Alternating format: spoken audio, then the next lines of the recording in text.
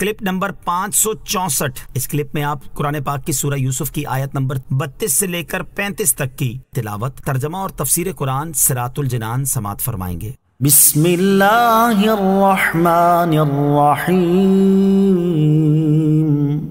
اللہ کے نام سے شروع جو نہایت مہربان رحمت والا ہے۔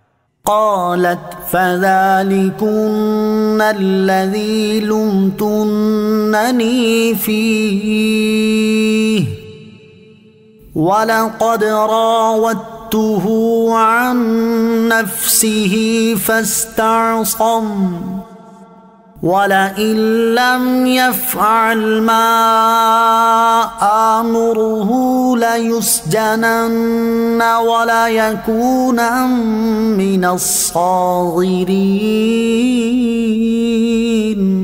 ترجمہ: زلیخا نے کہا تو یہ ہیں وہ جن کے بارے میں تم مجھے تانا دیتی تھی، اور بے شک میں نے ان کا دل لبھانا چاہا تو انہوں نے اپنے آپ کو بچا لیا، اور بے شک اگر یہ وہ کام نہ کریں گے جو میں ان سے کہتی ہوں تو ضرور قید میں ڈالے جائیں گے اور ضرور ذلت اٹھانے والوں میں سے ہوں گے۔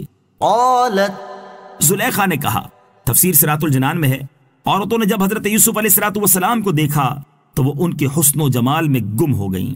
یہ دیکھ کر زلیخا نے ان سے کہا، یہ ہیں وہ جن کے بارے میں تم مجھے تانا دیتی تھی، اب تم نے دیکھ لیا اور تمہیں معلوم ہو گیا کہ میرا دیوانہ پن کچھ قابل تعجب اور ملامت نہیں، اور بے شک میں نے ان کا دل لبھانا چاہا تو انہوں نے اپنے آپ کو بچا لیا اور کسی طرح میری طرف مائل نہ ہوئے۔ اس پر مصری عورتوں نے حضرت یوسف علیہ السلام سے کہا کہ آپ زلیخا کا کہنا مان لیجئے۔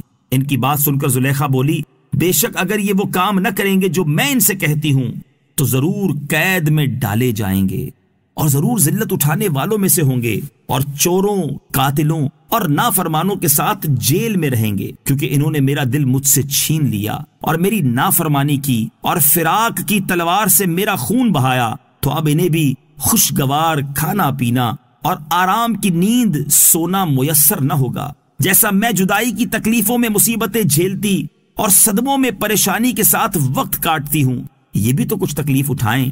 میرے ساتھ ریشم میں شاہانہ چارپائی پر عیش گوارا نہیں ہے تو قید خانے کے چبھنے والے بوریے پر ننگے جسم کو دکھانا گوارا کریں۔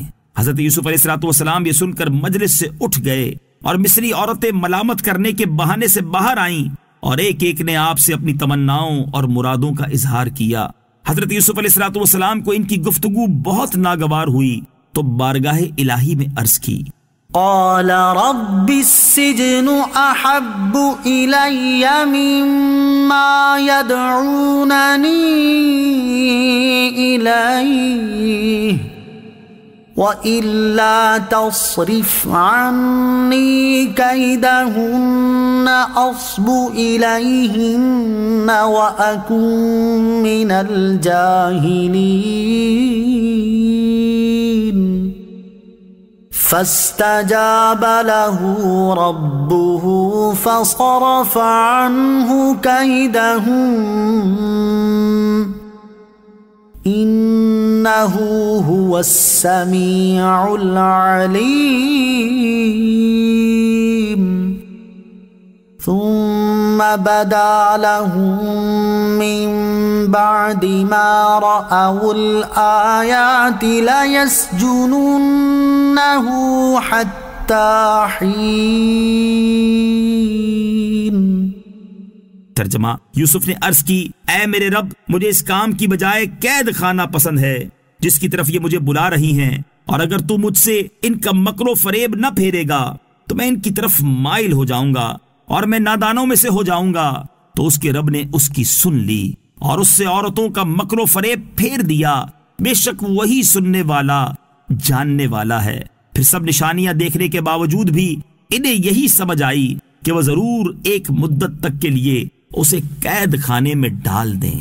ثم بدا لهم، پھر ان کے لیے یہی بات ظاہر ہوئی۔ تفسیر صراط الجنان میں ہے، جب حضرت یوسف علیہ السلام سے امید پوری ہونے کی کوئی شکل نہ دیکھی تو مصری عورتوں نے زلیخا سے کہا کہ اب مناسب یہ معلوم ہوتا ہے کہ اب 2-3 روز حضرت یوسف علیہ السلام کو قید خانے میں رکھا جائے تاکہ وہاں کی محنت و مشقت دیکھ کر انہیں نعمت و راحت کی قدر ہو اور وہ تیری درخواست قبول کر لیں۔ زلیخا نے اس رائے کو مانا اور عزیز مصر سے کہا کہ میں اس عبرانی غلام کی وجہ سے بدنام ہو گئی ہوں اور میری طبیعت اس سے نفرت کرنے لگی ہے۔ مناسب یہ ہے کہ ان کو قید کیا جائے تاکہ لوگ سمجھ لیں کہ وہ خطا وار ہیں اور میں ملامت سے بری ہوں۔ یہ بات عزیز کے خیال میں آ گئی اور اس نے حضرت یوسف علیہ السلام کو قید خانے میں بھیج دیا۔ صلو علی الحبیب صلی اللہ تعالی علی محمد صلی اللہ تعالی وسلم۔ مجھے اپنی اور ساری دنیا کی لوگوں کی اصلاح کی کوشش کرنی ہے انشاءاللہ عز و جل۔